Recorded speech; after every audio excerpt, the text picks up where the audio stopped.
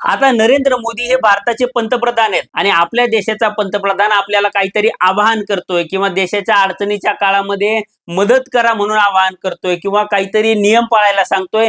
ते नियम आपण पाळू सुद्धा किंवा आपण तेल कमी खाऊ, गाड्या अननेसेसरीली वापरणार नाही किंवा सोनं खरेदी करणार नाही, वर्क फ्रॉम होम करू, सगळ्या गोष्टी करू. पण या सगळ्या गोष्टी फक्त सामान्य नागरिकांनीच करायच्या का? म्हणजे आपणच करायच्या का? आणि हे सगळे नियम पंतप्रधानांना किंवा देशातल्या राजकारण्यांना नाही आहेत का? हा प्रश्न माझ्या मनात निर्माण झाला. आणि हा प्रश्न निर्माण होण्याचं कारण म्हणजे मोदींनी हे आवाहन करण्यासाठी निवडलेला टायमिंग. कारण इराण आणि इस्रायलचं युद्ध हे गेल्या अनेक महिन्यांपासून सुरू आहे आणि हे युद्ध लवकर थांबणार नाही हे नरेंद्र मोदींना माहिती होतं. आणि तेलाचे आकडे देशात काय आहेत किंवा आपल्या स्ट्रॅटेजिक रिझर्व्हची काय स्थिती आहे हे सुद्धा मोदींना माहिती होतं. आणि तरीही त्यांनी 5 राज्यांच्या निवडणुकांमध्ये मोदींनी प्रचाराचा अक्षरशः धुरळा उडवून दिला.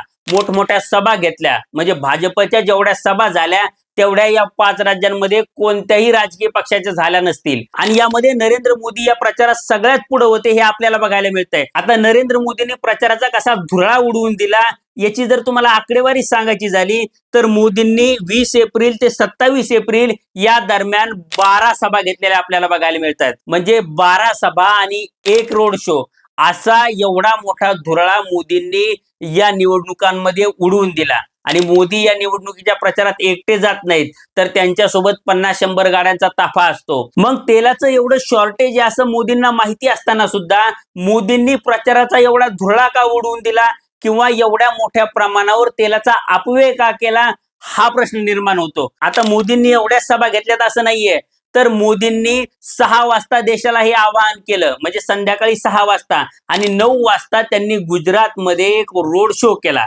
म्हणजे तुम्ही 50-50 गाड्यांचा ताफा घेऊन रोड शो करता किंवा प्रचारामध्ये मग्न असता आणि सर्वसामान्य माणसाला म्हणजे आमच्यासारख्या माणसांनी जर भाजी आणायला जर मोटरसायकलवर जायचं म्हटलं तर तुम्ही तेलाचा अपव्यय करू नका म्हणता किंवा आमच्या लग्नासाठी जर थोडंसं सोनं घ्यायचं म्हणलं तर सोनं खरेदी करू नका म्हणता किंवा आमच्या भाजीला तेल कमी टाका म्हणता. आणि तुम्ही मात्र तेलाची अशी उधळपट्टी करता.